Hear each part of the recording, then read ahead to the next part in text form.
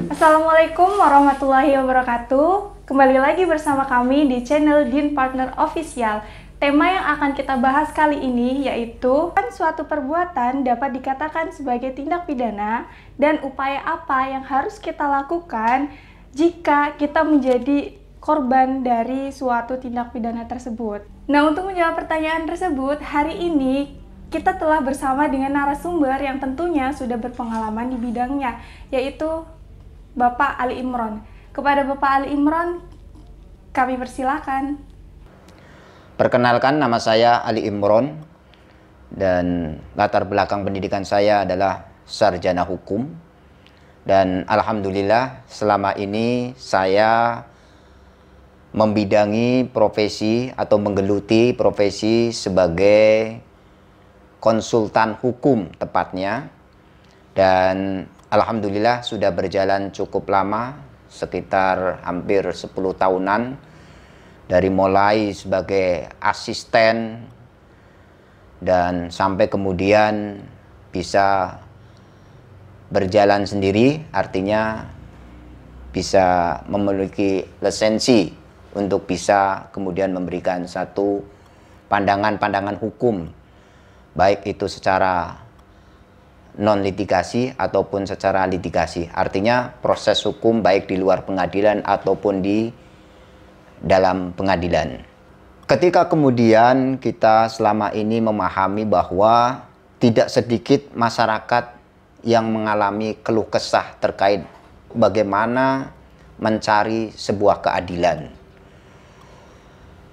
Tidak sedikit sekarang ini juga korban-korban yang mengalami kekerasan, mengalami penipuan. Intinya adalah sebagai korban tindak pidana atau korban kejahatan. Maka saya kira bahwa sangat penting untuk bisa dilakukan. Salah satunya adalah bagi orang-orang yang memang yang tadi saya sebutkan adalah korban dari suatu perbuatan kejahatan atau sebagai korban tindak pidana. Maka kita sebagai orang yang menggeluti tentang profesi sebagai konsultan hukum atau yang latar belakangnya sebagai sarjana hukum, merasa terpanggil untuk bagaimana memberikan satu pandangannya tentang upaya yang bisa dilakukan sebagai akibat dari adanya tindak pidana itu.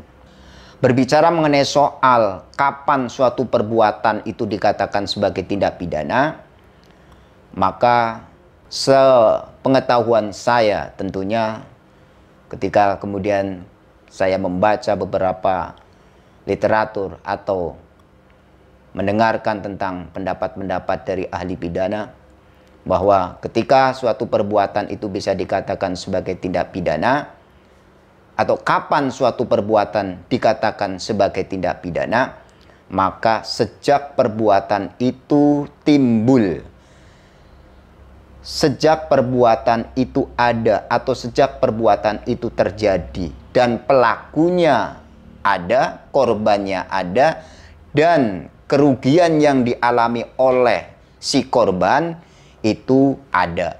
Maka unsur inilah yang kemudian bisa dijadikan sebuah dasar, sebuah alasan bahwa perbuatan itu merupakan suatu tindak pidana.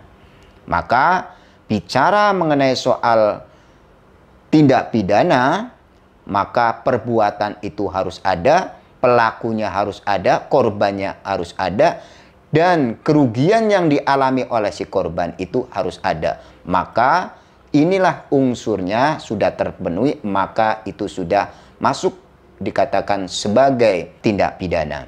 Sebagai contoh misalnya, ada pencurian. Si A mencuri hak milik dari si B, dan barang yang dicurinya sudah ada dan pelakunya sudah ada, si A tadi, dan korbannya sudah ada, si B tadi, dan kerugian yang dialami oleh si B sudah ada, yaitu barang milik dari si B. Maka itu sudah memenuhi unsur pidana, maka disitulah tindak pidana sudah terjadi.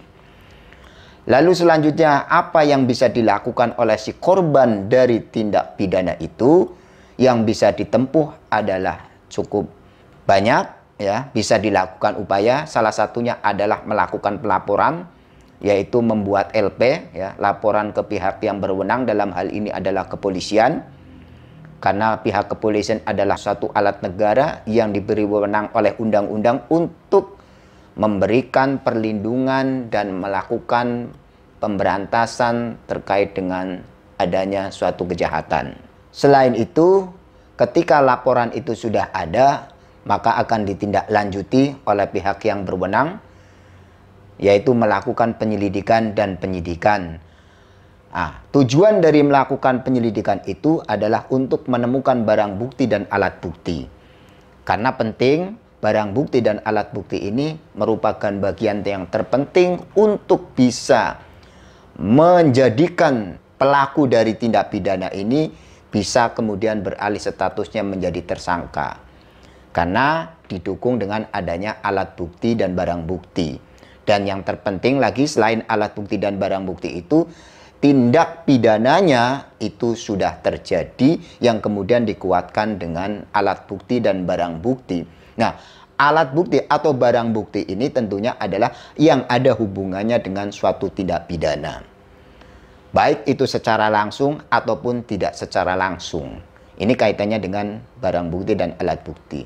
Nah, bagaimana pelaporannya itu? Tentunya di mana tindak pidana itu terjadi, maka pelaporan itu dilakukan di mana tempat kejadian itu terjadi. Seperti itu, ya.